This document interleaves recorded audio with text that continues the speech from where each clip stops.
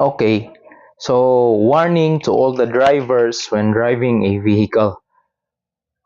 Related ito sa mga nag-respond na na-accident during the 6.9 magnitude na earthquake. So this is a pickup truck.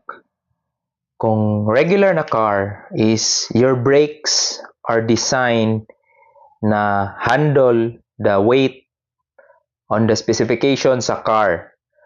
So, nangyari kasi, since you're carrying more than enough or more payload dito sa likod, so magkakaroon ka na ng heavy na truck. So, yung truck is, pag-design siya kasi is ganun lang. Pero, when you loaded dito, so sobra na, so ma-front ano na siya, ma-tilt yung sasakyan mo.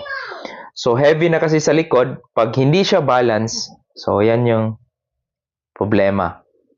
So, ano yung learnings is, pag mag-overload ka sa truck, then, ganin yung geometry na niya.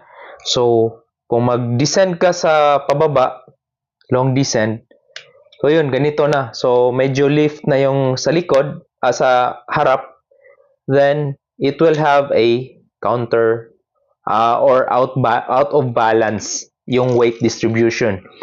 Napaka-importante kasi sa mga vehicle is the center of gravity. Kaya yung payload natin, nilalagay natin dapat dito kasi yung engine sa harap. So, kung makita nyo, yan sa diretso sa gulong.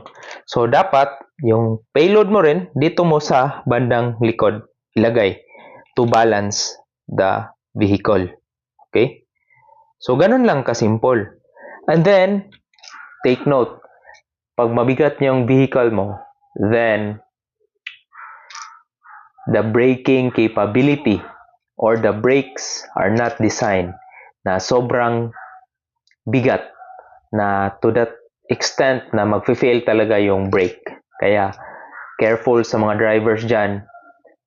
So, I always make sure na kung loaded yung pickup truck nyo, loaded nyo dito sa likod. And then, aside sa that, is check your brakes.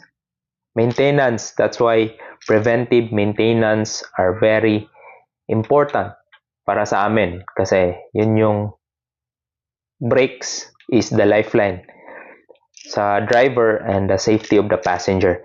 Then, the third is yung learning na dito